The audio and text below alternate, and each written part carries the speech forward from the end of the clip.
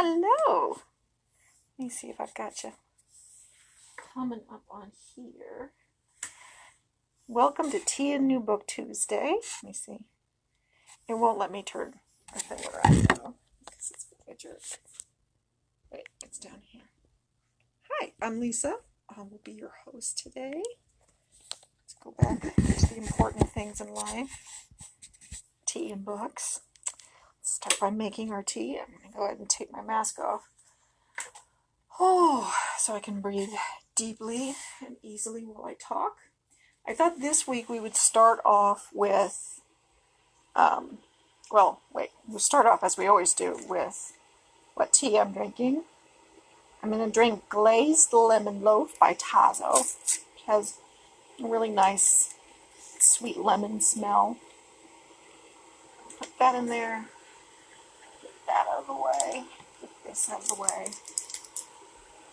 And I thought we would talk about some of the books that I previewed last week, so you could see how far we've come in terms of holds with those, because some of them aren't even going to be available when they come out.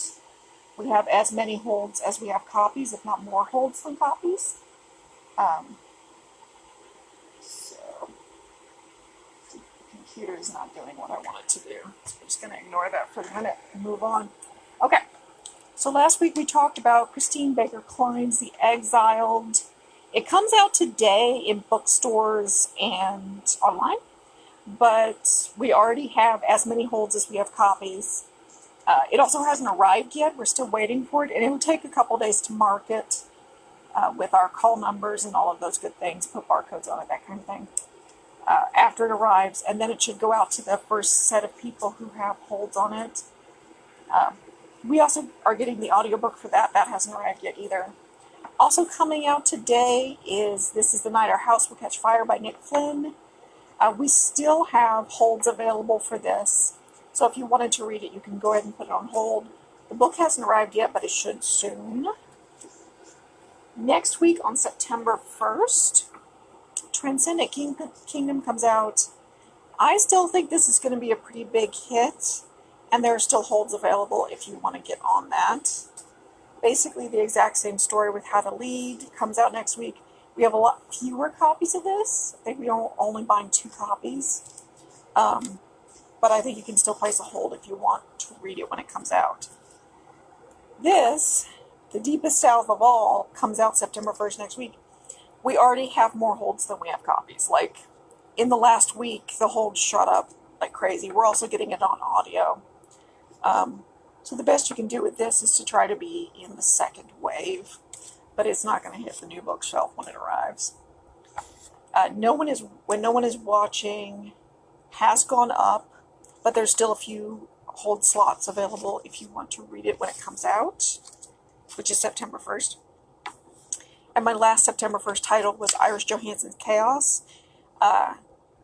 This is increasing in holds by like 30% a day. I looked at it yesterday. I was like, oh, okay, we have 18 copies. We have 9 holds. And then I just looked at it a minute ago, and it was 12 copies, or 12 holds on the 18 copies.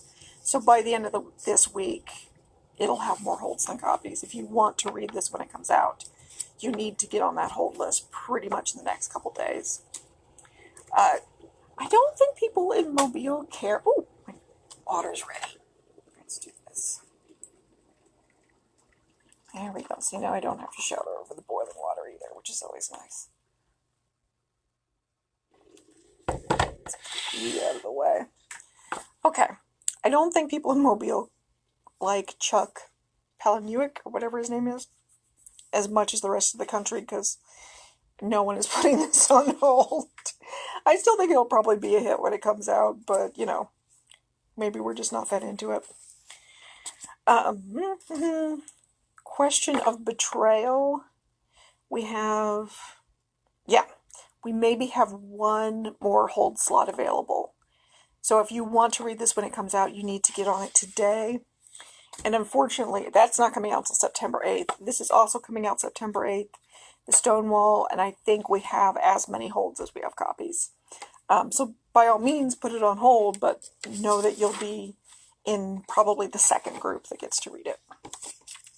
All right, let's move on to brand new books, or fairly new books, that we have on the shelf and available to pick up today. So there we go.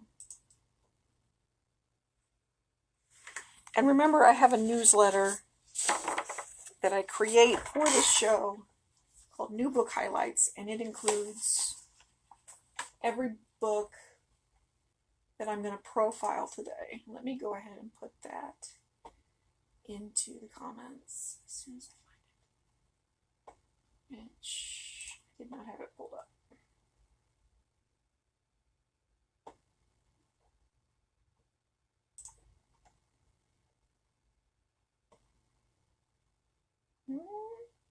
Okay, I may add that to the comments later. It's taking a little too long for the computer to catch up with me. So let's start in with the books. I'm going to let our tea seep. Get that a little bit out of the way. All right. First up, Kiss My Cupcake by Helena Hunting. As two neighborhood shop owners battle for business, they prove opposites attract in this outrageously funny romantic comedy from the USA Today best-selling author of Meet Cute. Blair Calloway has planned every Instagram-worthy moment of her cupcake and cocktail shop's launch down to the tiniest detail. What she didn't plan on? Ronan Knight and his old-school sports bar next door opening on the very same day. He may be super swoony, but Blair hasn't spent years obsessing over buttercream and bourbon to have him ruin her chance at success. From axe throwing, his place, to frosting contests, hers, Blair and Ronan are constantly trying to one-up each other in a battle to win new customers. But with every clash, there's also an undeniable chemistry. When an even bigger threat to their business comes to town, they're forced to call a temporary timeout on their own war and work together. And the more time Blair spends getting to know the real Ronan, the more she wonders if it's possible to have her cupcake and eat it too. This author has multiple New York Times and USA Today best-selling romance novels. They mentioned Meet Cute in the little introduction. We have that book. We actually have several of her books. And this book's early reviews from Amazon and NetGalley and Goodreads are all overwhelmingly positive. We have copies right now at Main, Moore, and West.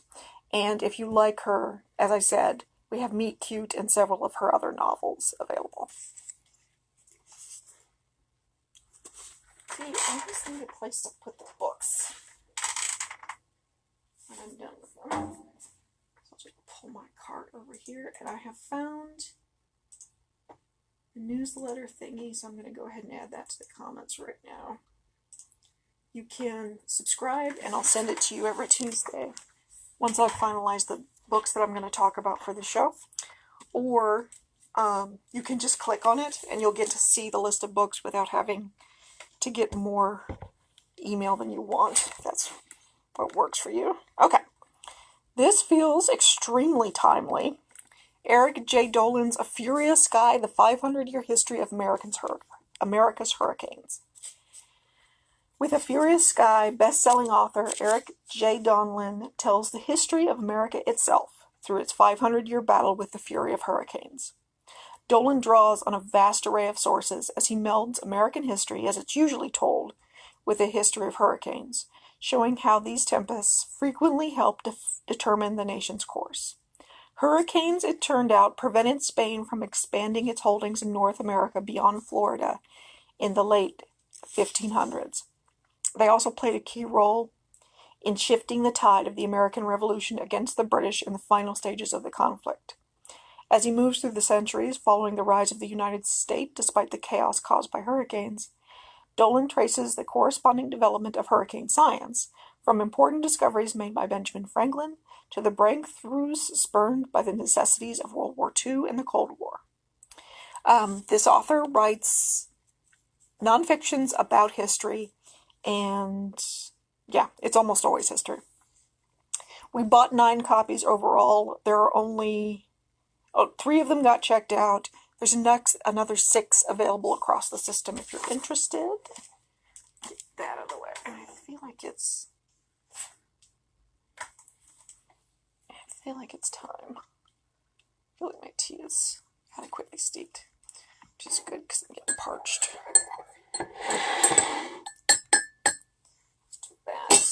Do that. Getting back here where I can drink it. Alright. Stolen Things. A novel by R.H. Herron. With one call, her daughter's life is on the line. Lori Amati has worked as a 911 police dispatcher in her quiet Northern California town for almost 2 decades. But nothing in her nearly 20 years of experience could prepare her for the worst call of her career. Her teenage daughter, JoJo, is on the other end of the line. She is drugged, disoriented, and in pain, and even though the whole police department springs into action, there is nothing Lori can do to help.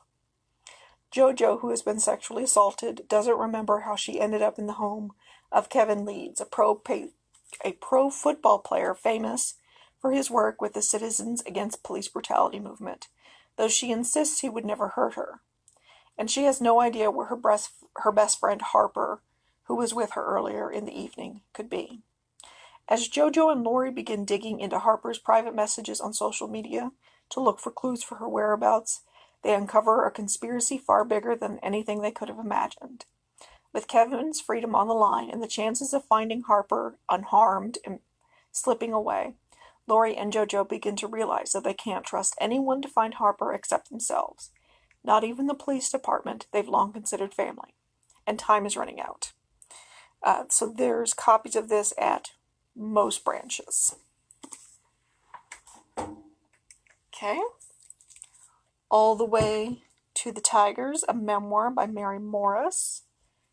In the tradition of Wild by Cheryl Stade and Eat, Pray, Love by Elizabeth Gilbert, Mary Morris turns a personal catastrophe into a rich, multi-layered memoir full of personal growth, family history, and thrilling travel. In February 2008, a casual afternoon of ice skating derailed the trip of a lifetime. Mary Morris was on the verge of a well-earned sabbatical, but instead she endured 3 months in a wheelchair, 2 surgeries, and extensive rehabilitation. On Easter Sunday, when she was supposed to be in Morocco, Morris was instead lying on the sofa reading Death in Venice, casting her eyes over the words again and again. He will go on a journey, not far, not all the way to the Tigers. Disaster shifted to possibility as Morris made a decision. When she was well enough to walk again, and her doctor wasn't sure she ever would, she would go all the way to the Tigers. Written in over 100 short chapters, All the Way to the Tigers offers an elegiac, wry, and wise look at a woman on the road and the glorious, elusive creature she seeks. The Oprah Magazine review said it was wry and wistful, reveals a woman finally comfortable with her own imperfections, and when she gets a chance, unafraid to look a tiger in the eye. Morris has written both fiction and nonfiction. One of her most famous books is Nothing to Declare, A Woman Traveling Alone. We have several of her titles. This title is available at Main, Moore, and West right now. All right, let's get some more fiction in here. This is Denise Mina's The Less Dead. Let me get a drink of tea real quick. Okay. She thought she was finding her birth mother. Now she's searching for a killer. Dr. Margot Dunlop is at a crossroads. Her adopted mother just passed away, and Margot misses her so much she can't begin to empty the house or, it seems, get her brother on the phone. Not to mention she's newly single, secretly pregnant, and worried about her best friend's dangerous relationship. In an effort to cheer herself up, she goes in search of her birth mother. Instead, she finds Nikki, her mother's sister. Aunt Nikki isn't what Margot expects, and she brings upsetting news. Margot's mother is dead. Worse, she was murdered years ago, and her killer is still at large and sending Nikki threatening letters. Margot is torn. Should she stay out of this mess or try to find justice? But then Margot receives a letter too. Someone out there has been waiting and watching, and in Margot sees the spitting image of her mother. Darkly funny and deeply affecting, The Less Dead is a sharply modern new thriller from the best-selling author of Conviction, and a surprisingly moving story of daughters and mothers, secrets and choices, and how the secret of truth and long-hidden killer will lead one woman to find herself. This is currently available at Maine Moore Parkway and West. Okay. Let's go back to more nonfiction. Soul Full of Coal Dust, A Fight for Breath and Justice in Appalachia is by Chris Hamby. Hamby won the Pulitzer Prize for Investigative Journalism in 2014, by the way. And we only have one copy of this. It's at Maine. In a devastating and urgent work of investigative journalism, Pulitzer Prize winner Chris Hamby uncovers the tragic resurgence of black lung disease in Appalachia. Its big coal cover-up and the resilient mining communities who refuse to back down. Decades ago, a grassroots uprising forced Congress to enact long overdue legislation designed to virtually eradicate black lung disease and provide fair compensation to coal miners stricken with the illness. Today, however, both promises remain unfulfilled. Levels of disease have surged, the old scourge has taken an aggressive new form, and ailing miners and widows have been left behind by a dizzying legal system, denied even modest payments and medical care. Taking readers inside courtrooms, hospitals, and homes tucked in Appalachian hollows and dusty mine tunnels, Hamby exposes how coal companies have not only continually flouted a law meant to protect miners from deadly amounts of dust, but also enlisted well-credentialed doctors and lawyers to help systematically deny much-needed benefits to miners. The result is a legal and medical thriller that brilliantly illuminates how Band of Laborers changed one of the world's most powerful forces.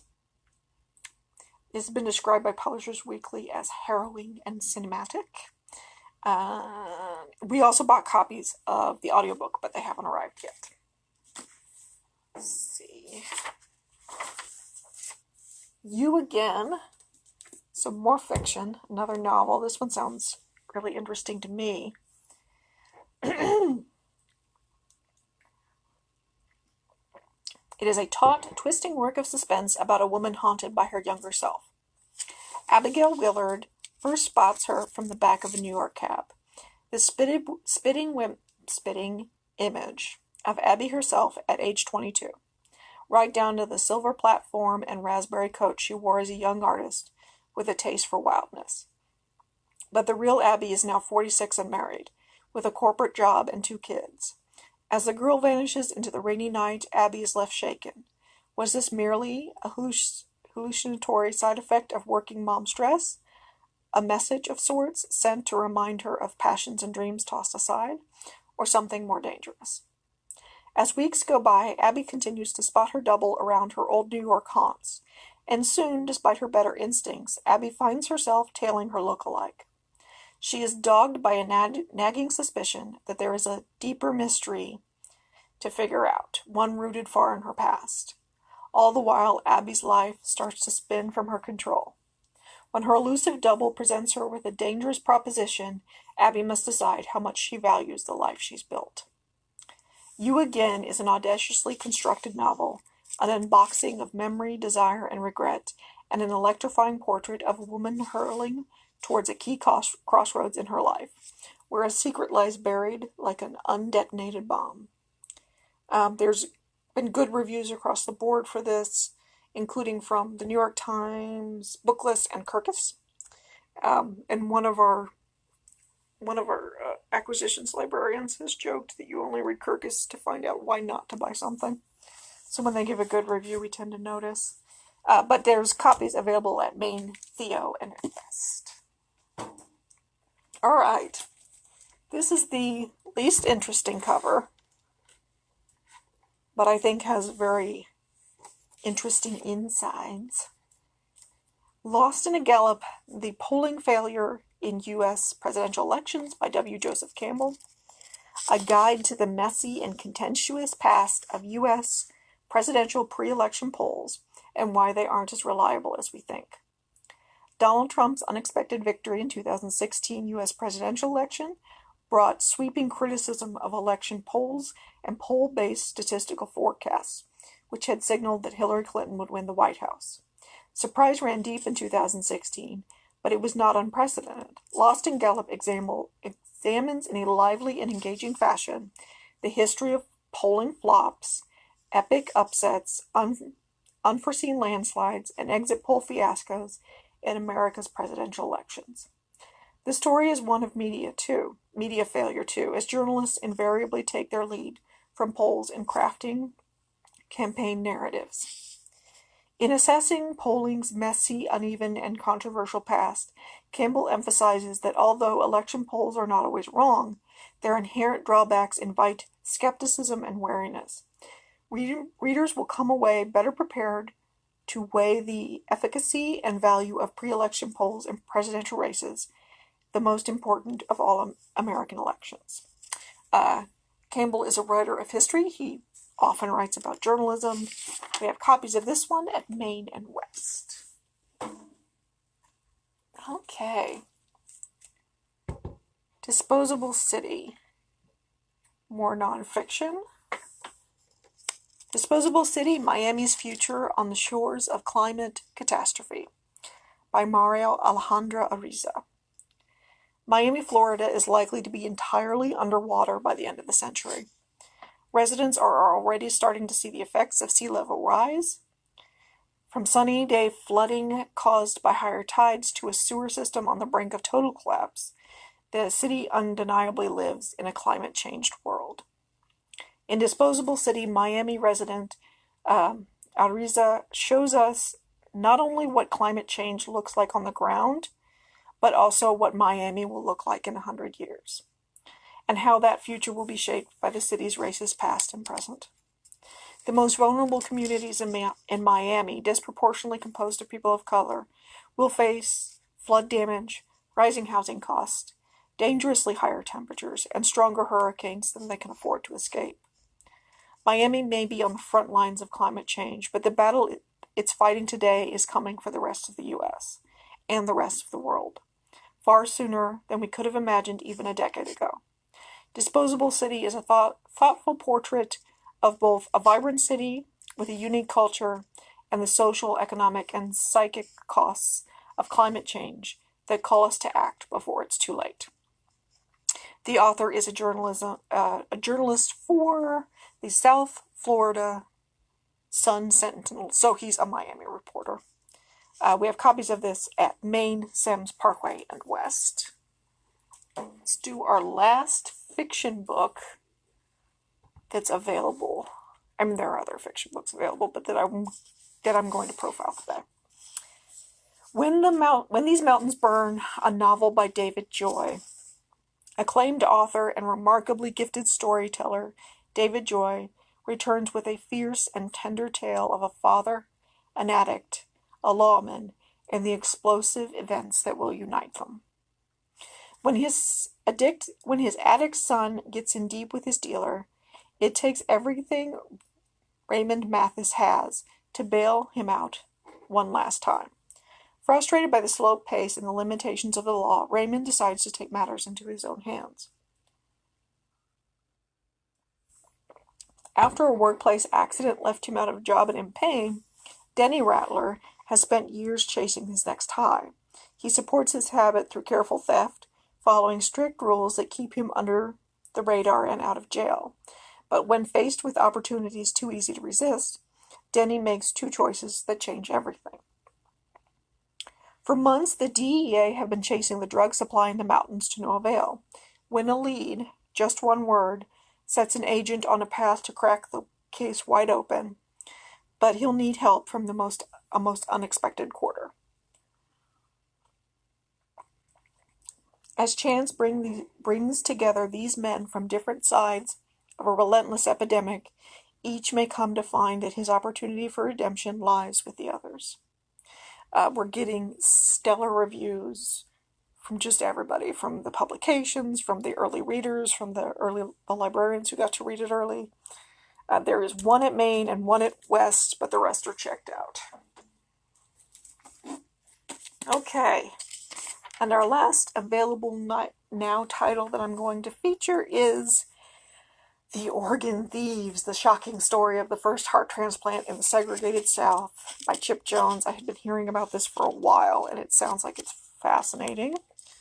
The description calls it The Immortal Life of Henrietta Lacks Meets Get Out, in a landmark investigation of racial inequality at the core of the heart transplant race. In 1968, Bruce Tucker, a black man, went into Virginia's top research hospital with a head injury, only to have his heart taken out of his body and put into the chest of a white businessman. Now in The Organ Thieves, Pulitzer Prize-nominated journalist Chip Jones exposes the horrifying inequity surrounding Tucker's death and how he was used as a human guinea pig without his family's permission or knowledge. The circumstances surrounding his death reflect the long legacy of mistreating African Americans that began more than a century before with cadaver harvesting and worse. It culminated in efforts to win the heart transplant race in the late 60s. Featuring years of research and fresh reporting, The Organ Thieves is a story that resonates now more than ever when issues of race and healthcare are the stuff of headlines and horror stories. Most publications, most of the published reviews have mentioned how well researched it is. The early reader reviews, this is why it's tea and New Book Tuesday, because I always need something to drink. Sorry. Okay. Yeah, the early reader reviews tended to be either 3 stars or 5 stars, with both commenting on how broad-reaching the story was, with some of them sort of being disappointed that it goes in so many different directions, and other people understanding why the author provided so much context. But it does cover courtroom stuff and the medical stuff, and then, of course, the history of cadaver harvesting, as mentioned in the description. But overall, the reviews have been pretty good. We're also getting the audiobook. We don't have that yet, but we're buying 4 copies, and there's already a hold on one of them. The physical copies are currently available at Maine, Tomaville, and Theo. Everywhere else they're checked out. Okay, so that was all of our available now books. Now, I feel like, and you guys tell me in the comments how you feel about this. I want you to be able to see the new books that come in, because you can't browse right now. Everything has to be picked up by curbside. But I feel like a few things got checked out from last week's available now list, but the hold shut up on the preview stuff, which is what I'm about to do, the coming soons. So if you want more of either thing, if you want more of things that are available now, or if you want more of stuff that we have pre-ordered, and you want to know about before all of the holds are gone, like before there's more holds than there are copies, I can pivot and do more of that, or more of either one, depending on how you feel about it. So I'm going to try to cover some stuff coming out fairly soon, and I've always had the goal with this section of this to get the biggest titles to you as soon as the pre-order is available, so that you have a shot. If you watch this and you're listening to me, then you can get a hold onto some of the hottest stuff. But as you'll see when we get to it, I grabbed the biggest titles coming up at the end of September, and a bunch of them already have holds on them. So you basically have to put a hold on it pretty quick. But before we get there, I'm already getting ahead of myself. Let's start with stuff that's coming out next week. So this is coming out September 1st, Star-Crossed, the story of astronaut Lisa Nowak. I think most of us remember this story when it broke in the news. She drove 900 miles to confront her ex-boyfriend's new girlfriend. Confront being sort of underselling what was going on there. But this book delves into the pressure that's put on astronauts and the sort of psychological toll that takes. We're buying 5 copies as of yesterday. We didn't have any holds on them yet. When you search for this, if you decide not to use my Newslink letter and search for it yourself, be sure to do star-crossed and Lisa, because star-crossed pulls up a ton of astrology and astronomy and a lot of romantic comedy, unsurprisingly.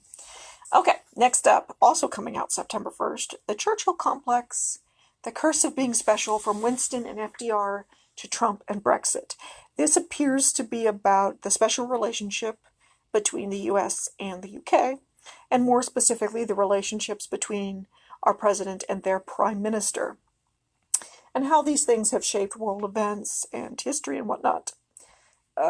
At its heart, it is a series of shrewd and observing character studies of the president-prime minister dyad, which in Ian Burma's gifted hands served as a masterclass in politics, diplomacy, and abnormal psychology, which is a hell of a description.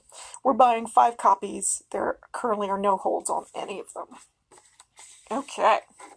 Also coming out next week, We Have Been Harmonized, Life in China's Surveillance State. I am not even attempting that author's name. So, this is hailed as a masterwork of reporting and analysis. The author has done decades of research within China. It's a groundbreaking look at how the internet and high tech have allowed China to create the largest and most effective surveillance state in the world. Oh, in history, excuse me. The Sunday Times, which is a UK paper, because this is already printed over there, they're putting it on their short list for best books of the year. We are buying 5 copies. We're also buying the audio. There's currently no holds. Lords of the Fly, Madness, Obsession, and the Hunt for the World Record Tarpoon. I think this is about fishing. And to someone who understands what this is, I'm sure that's an annoying statement. It doesn't help that every time I see tarpoon, I just substitute a word I'm more familiar with in there. But it's from a best-selling author. It's the thrilling untold story of the quest for the world record tarpoon on a fly rod. And they're on water, so they're fishing, I think. Yeah. It reveals as much about man as it does about fish. If that's your sort of thing, we're buying 5 copies, and there are currently no holds. This has the most straightforward title, I think, of anything I'm going to cover today. You're the Only One I've Told, The Stories Behind Abortion, by Dr. Mira Shah. Stories have the power to break down stigmas and help us to empathize with others whose experiences are unlike our own. They can help us find community and a shared sense of camaraderie over experiences just like ours. You're the Only One I've Told will do both. We're only buying a couple copies, but there are currently no holds. You should be able to get on the list for that one. Every Hill, a Burial Place. This looks really interesting. It's the subtitle's The Peace Corps Murder Trial in East Africa. It's by Peter Reed. I had not heard about this case. It was in the 60s. And it was a husband and wife who were in the Peace Corps. The wife was found dead after rock climbing during a picnic, and local authorities felt that it was probably her husband who did it. He was arrested. There was a trial. Because of the high stakes surrounding the trial, questions remain as to whether or not there was more behind the final not guilty verdict than there was on the surface. So, we're buying 5 copies. There are no holds. And I find with something like this can end up being really fascinating. Because if it isn't covered over and over again by cable news, then you haven't already heard every detail of it. And it's all sort of new. It's also kind of like, we have the Star Cross that's about Lisa Nowak. I think we already have a book or two about that case. And now there's another one. Because it's a famous case, they get to make it. They end up printing a lot of books about it. Because this is less known for it to have gotten published, it's probably fascinating. Just for the sheer nature of how things work. Now we're going to go to September 8th. Anxious People by Frederick Bachman, who his book, A Man Called Ov, was a #1 New York Times bestseller. He's described as a writer of astonishing depth. It is a poignant, charming novel about a crime that never took place, a would-be bank robber who disappears into thin air, and extremely anxious strangers who find they have more in common than they ever imagined. We're also getting it on audio. The book copies, we already have holds covering about half of the copies that we're buying. So if you want to get it when it comes out, you want to get on that list in the next week or so. Okay. Me and My Sister Bobby, True Tales of the Family Band, written by Willie Nelson and Bobby Nelson. The untold story of Willie Nelson's sister Bobby, who over the course of their lives together supported each other through personal tragedies and triumphs and forged an unbreakable bond through their shared love of music. We're getting about 9 copies, and I don't think there are any holds on them yet. But as there's more publicity surrounding the release, it's probably going to go up real fast. Okay, now we're going to get to stuff that's really far ahead, but I wanted to tell you before all the holds, before basically it was filled up and every copy would be claimed. On September 22nd, The Book of Two Ways by Jodi Picoult? I'm not sure. But she's a #1 New York Times best-selling author. Everything changed in a single moment for Dom Edelson. She's on a plane when the flight attendant makes an announcement. Prepare for a crash landing. She braces herself as thoughts flash through her mind. The shocking thing is, the thoughts are not of her husband, but of a man she last saw 15 years ago. We're buying 18 copies, and over half of them are already got holds on them. So if you want this, I don't know, maybe the next week or two, you want to put a hold on it. This next one comes out September 22nd as well. Patterson Coast to Coast Murders, or, Patterson writing the outline and J.D. Barker actually writing the book. We're buying 24 copies because Patterson. We're also buying it on audio and large print. There are already 16 holds on the regular copies. So if you're a Patterson fan, he has a new book coming out in September. And this is my last title of the day. It comes out September 29th. The Brightest Star by Fern Michaels. As implied, it's a Christmas story, a Christmas romance, I believe. And we're buying a dozen copies, and 3/4 of them already have holds on them. So if you want to read that, before Christmas, I would get on the list in the next day or so. Okay, and that's it for today. If you have any questions, go ahead and put them in the comments. If you have any upcoming books you'd like me to look up reviews for, or if you want to chime in on, which end of this you want to see more of, if you want to see more of the available books that you can get right now, or more upcoming books that you can put holds on, let me know. And I will see you at the same time next week.